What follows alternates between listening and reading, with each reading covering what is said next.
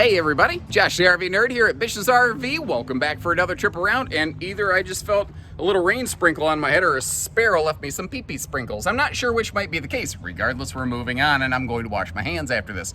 Today, the 27 SGS Keystone Cougar, just under 8,100 pounds. My general recommendation on this would be a 3/4 ton. There are a small number of half tons properly equipped to handle this, but for the most part, most half tons lack the payload capacity to handle this one. I want to get some of that safety information out of the way first and foremost. This at one time was the single most popular fifth wheel period in the entire marketplace and still ranks way, way up there. But why? The short answer is because this is the shortest length you can still effectively create a dual opposing wide open living room, dual opposing slide rather, wide open living room.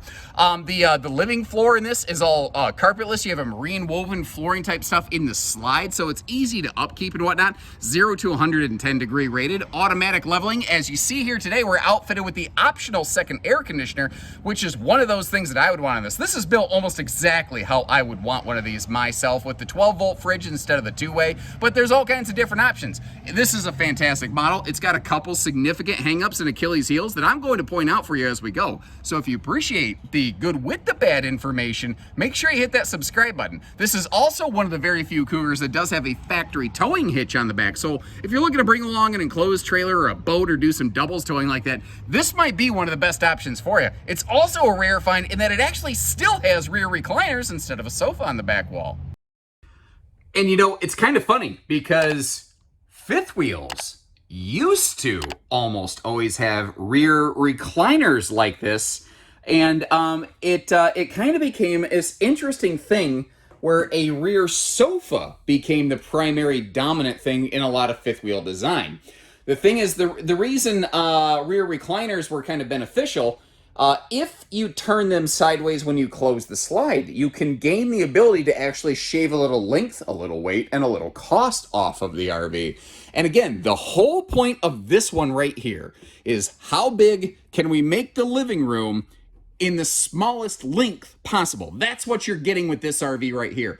Big living space, shorter towing length. Now, it's not the biggest living room, and it's not the shortest fifth wheel, but it's one of the best combinations of those two factors over here. And we're going to get a look at all this stuff in additional detail. Quick little note, though. You see the little side pockets beside the chairs right there. The left one has a pair of elephant enema pockets, which I call them that because you're going to look like you're giving an elephant an enema if you reach up in there, but at least it's storage. The other side does not. There's, I don't know, something over there from the outside, probably a power cord hookup or anything, I don't know. Both side stands are dinner plate sized. Actually, hold on, let me show you a way that you can actually test that. And then you just walk it right on over. I mean, that's about a dinner plate, right? The microwave tray. This I especially like because, I mean, without fail, every single time I sit down for dinner, either I forgot my fork, I forgot a napkin, I forgot my drink or something. So having a place to set a dinner plate down beside me is awful nice. And sometimes when you finish dinner, you don't want to have to immediately get up. Sometimes it's nice just to set your empty plate down. You'll get to it. Maybe you're still picking at it a little bit here and there. You know, you're kind of full, but you're like, man, those fries were good. I'm going to snack on those a little bit more before I call it quits tonight. Having a place to set that down, awful kind of nice. And having household and USB outlets in the perfect location on both side stands, for me, is a big major win. Now, again, being fair, I'll tell you good, I'll tell you not as good. Seat side windows on either side of the recliner. Awesome visibility. They don't open for airflow. That being said, they're about the only windows in this thing that don't open for airflow. And I hope you like the color palette, because at the time of this filming, it's the only one they offer. We're looking at a couple cool things in the kitchen here, though. Well, one's cool, one's pretty hot, buddy. First of all, the cool thing, we've got a 12-volt DC compressor fridge over here, over 10 cubic foot of cold storage space. There's a gas-electric two-way option. There's also, you see, a standard 22-inch bigger oven, not the tiny little easy bake oven, as some people like to call it. Now, quick note here. You're going to see these scattered around the RV. When you see that yellow sticker on those outlets, that set of outlets is part of the inverter loop. So if the RV has an inverter, or if you choose to add one, you could power those off of battery power when you are not in a park or generator camping situation. Now, I've kind of given you the look from a couple different seats here. Like I'm over in the sofa right now, and that's one of the things that I really like about this floor plan. It is nice and wide open if you want to lounge over here on the couch. You know, you've got this big 4K TV. You've got a nice view of the entertainment center. Now I'm going to slide to the furthest right-hand, recliner over here. And you see that we still have a pretty good view. Now, that being said, if there are a couple people sitting right there, yeah, their heads could be in the way. But at the same time, for the most part, this is a more couples-oriented floor plan. So if you do have some guests in a smaller space, I think that you're going to have to understand that occasionally some things might overlap. But that was really only the case from the one recliner chair over there. Everything else pretty wide open. Now, speaking of wide open, you see all the big space right here in this slide. Of course, you might also notice how I've cheated the chairs over quite a bit. Watch those chairs and watch that table. Those things are going to do a little dance for us in just a minute here. Let's open everything up. We're going to begin right here with the storage above the seats, which is cool, but whether it's over the sofa or the recliners, they don't have any sort of struts. If that's the only thing you need to take this RV home, give us a call. That's an easy fix. Again, you see that they are recliners and they're free floating because you have to twist them to close the slide. And that is I'm going to say two-seater, two-person, hide-a-bed sleeper sofa. So it's primarily a couple's model, but it does have some guest capacity for a weekend.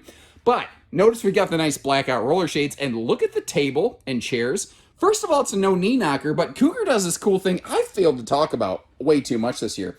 They've got a gliding tabletop. It can slide from left to right. So if you're using it mostly just for two people, or if you're using it with some guests over, you can kind of change how you use that table on the fly, which I think is actually pretty cool. This one does not have the biggest kitchen, but what it does have is it packs a lot of kitchen into one space right there. You see all the big space there under the sink. There's good drawer coverage. There's enough cabinet space. There's a tiny pocket of storage there in a sense behind the entertainment center, although I don't think you're going to use that for a lot of kitchen stuff, but there are some options there. Now, where the kitchen really kind of becomes a little bit of a hiccup is there's not a ton of room on either side of that stovetop. So to me, this is a kitchen for quick meal prep. This is not a kitchen for I'm going to sit in this thing and cook ourselves a camping Thanksgiving Day turkey or whatever the case may be, And also, you got to see how that TV can pivot around for some easy viewing. Whether you're in the kitchen, whether you're at the table, whether you're at the sofa, you can do whatever you want with it. Now, looking up top here, we've got a couple things. The ceiling lighting you can control several ways, either from the in-command control panel by the entry door, from a light switch that's actually right behind me, or you could do it from your phone if you wanted, and the air conditioning system here. You might notice it looks a little bit different. It actually can be outfitted, well, it is outfitted with a residential air filter to get more of that crappy junk out of the air. And man, if you are camping during pollen season and you got allergies, that's a nice thing. Oh, by the way, the electric fireplace down there is actually one of the other options on this floor plan. Otherwise, you just get a little storage there. Personally, I'd take the Tootsie Toaster myself. What would you do with that? Now, up here in the bathroom, this is one of the things Cougar has really made part of their DNA, especially even in the what they call it's called Cougar half-ton. That doesn't necessarily mean every half-ton pickup is going to be properly outfitted for this. And as I said before, actually, I think most half-ton pickups are not well equipped to handle this RV. But they are making some very nice bathrooms. They're putting big showers in here. Pardon me, I usually try to have this stuff open for you. I realize that I kind of forgot to prepare some footage for this one. But they're giving us good storage in this space. It's not just one big open pocket. It's a single shelf. But it's better than nothing. You could stack a bunch of towels up in that thing. And they are also giving us a shower with plenty of headroom there, which is nice. And a shower that's big enough that it actually has a seat to sit down on, which is cool. The upper deck ceiling height in this, by the way, is 6.5 feet tall. So, that's about as big as most fifth wheels tend to get. Some may have a vaulted ceiling, but that's pretty much as large as they're going to come. Now, taking a peek over here, you got a space for a wastebasket over here in the bathroom space, some good drawer space. They've done a good job where it really, really matters. Now, moving up into the bedroom and curling our way around, in case you're curious, across from the bed, There is a set of outlets and, you know, a space here you could mount a TV if you're so inclined. Although you got to really understand, be careful with this. When that slide closes, so here's what I'm saying. When you're going to measure and hang the TV, do it with the slide closed so that you don't mount this giant Jumbotron and then smash it and rip your wall paneling apart when you close the slide. Little pro tip for you there from your Uncle Josh. Hope you appreciate that one.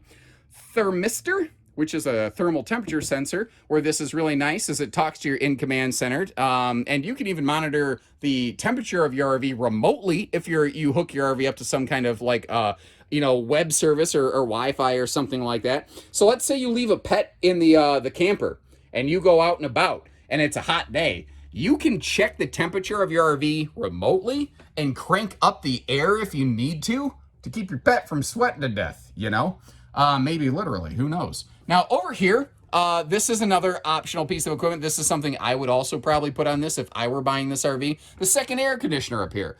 So you've got dual centralized factory air conditioners available. No matter what though, you have a standard 15,000 BT wear downstairs in the living room area. And you can always add a second air to this because it is 50 amp service. Now, there's no king bed option in this. But what is nice here is they've gone with a centered up symmetrical queen situation, and you see how you've got those nice side stands on both sides of the bed. That is really handy. Like, I like to put my phone charger right next to the bed. That works for me. A weird thing they do here, though, there's all this room in here, but it looks a little larger than maybe it might be for some folks, because they are putting from the factory a camp queen bed in this. It's 60 inches wide. It's 74 inches long. There's obviously enough room for a true queen if you're interested, though. The upper deck here is the only place you're going to find a little carpet. I don't mind that. When I wake up at night, I hate having cold feet when I get out of bed. It's nice to kind of wing my feet over the side, maybe put on a pair of slippers or something like that right there, you know what I mean? And man, you hear a little bump in the night. You got yourself an amazing viewing window over here where you can see what's going on. Now, a couple things. We're in road mode now with the slide closed. That is one of the benefits of the way that they've done this bedroom. I wanted to wait to show the underbed storage until we close that slide to really demonstrate the fact that you can fully operate that bed in transit. So if you do need to make a travel and nap over stop, you can do that. Now, obviously, with the bathroom over here on the hallway side, that's just a no-brainer. This is going to be what I call nap and crap accessible. That is a fancy pants technical term. Apologies if that went over your head right there. It is obviously pretty highbrow. Anyway, where this one becomes problematic is when we go downstairs. By having this kitchen peninsula right here and the opposing slides in a smaller total length like this, unfortunately, something has to give, and it's living room and kitchen access. Also note on this one, you do need to make sure you turn those two chairs in the back to make sure the slides can close.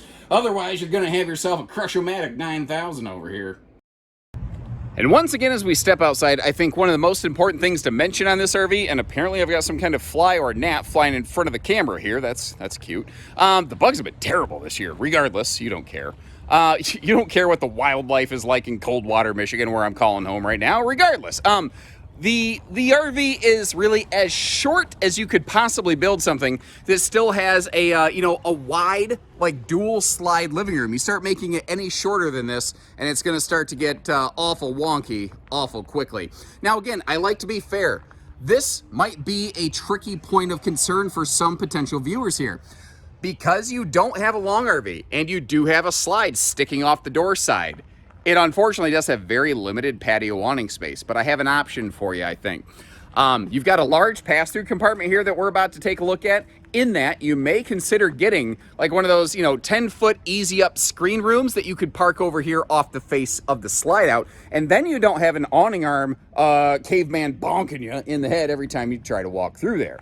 Over here, we got the double slam latches and magnet holdbacks. I think Cougar was the first brand in this class to do that, although it's pretty much standard issue fare in today's market. On the left-hand side over here, we have TV hookups. We have the in-command brain center with color-coded wiring. That's a cool thing Keystone does. Not only does it improve, I think, their accuracy in the work they're doing, it makes service work on these just night and day easier. There's just truly no comparison when it comes to that. But what is all the stuff we got over there? Well, a couple things. First of all, up top, you have a direct forced air heat vent here into this basement cavity. That is one of several factors that gives Cougar a 0 to 110 degree rated, proven, tested package. Today we're looking at the base Solar Flex package, the 200 watt package. It has a 15 amp MPPT charge controller, and it is prepped to forward inverter to those yellow stickered outlets that we talked about on the inside. About the only thing I would personally do differently on this one if I were taking it home, I like the 400i Cougar solar package. It's far more robust, and it's extremely expandable in all the things that it does and it has. To me, that would be the ideal pick of those. If I'm not mistaken, I believe this is a single sewer outlet camper, so you only have one crap cap on this one. And not only is this forced air heated and has a radiant barrier underneath, it also has holding tank heaters standard from the factory, which is very, very cool to me. Now, you know what? I don't talk about this very much. Let me actually twist you over here. Sorry, I'm going to go slow. Look under the nose cap. You see that smooth radius under the nose cap right there? That is exactly what the actual chassis of this looks like. They have this custom engineered to have a radius front end on it because it is better at handling towing stress. A lot of manufacturers will have either a square chassis up front, or they might do something like they'll actually have like a 45 degree cut and weld on the chassis, which is okay. There's nothing wrong with that. But a radius solid bend is stronger and than any sort of more geometrically shaped angle and or cut. I've done a bad job the last couple of years of showing you the front storage compartment, which is also where the spare tire is located on this one. And they kind of borrowed this idea from their big sister Montana over at Keystone, putting that big like double battery sized box on the front there, so that if you're looking for one battery, two batteries, red battery, blue batteries, as Dr. Seuss would say, you've got yourself a little room. You can see that solar panel sticking up off the top there. Taking a little closer look at that. Again, that is the base 200 watt solar package that comes with this. We could add a second panel onto this to get it up to 400 watts. We could also upfit this to the 400 or 600 solar packages from Keystone and maintain your warranty. That's a very cool thing. That's something that a lot of people don't talk about. They'll say, yeah, no, we could sell you this RV, and sure, we could perform some modifications to it, but what they don't tell you is that even dealer-based modifications may void aspects of your factory warranty. Well, Keystone allows us to upfit the solar package using their parts without affecting you negatively like that. These are max airflow windows, although again, being fair, the windows on either side of the recliners do not open for airflow. I have it on good authority, not 1,000% confirmed at this point. Those windows might be changing to breeze-through windows in future Cougar generations. That's one of the things I like about them. They are already one of the more advanced products in their class on the market, and they continue to push and drive forward. And again, I think this is one of 3 Cougar floor plans, the 23, the 24, and this 27, that have the factory towing hitch with the 4-way wiring harness right there. To me, that's it's a very important feature, potentially for certain people who might want to be taking this one home. One other quick mention, if you're going to be a road warrior, and with a shorter model like this, you might, like this is a good model I could see for like spending an extended time in one place and then bouncing and traveling to another one. But you can outfit this with a factory upgraded Goodyear tires and a factory TPMS if you are so inclined. Now again, there's a couple different ways you could build this one. Like you can get a booth instead of a table. You can get a 2-way fridge instead of the 12 volt. There's expanded solar options available on this. There's a few different things you could do. If you'd like a slightly different look at this one, I'll leave you a link to my video of this last year where I think I actually got footage of it with the booth dinette in case you want to take a look at that. And it's actually not as obtrusive as you might think. It might be worth taking a look at. I was surprised actually how much I liked it, although this would be my favorite with that cool little glide table situation they got going in there. We'll call it the Astroglide table. Anyway, if you have any questions, let us know. Until next time, take care, stay safe, have fun, and happy camping, everyone.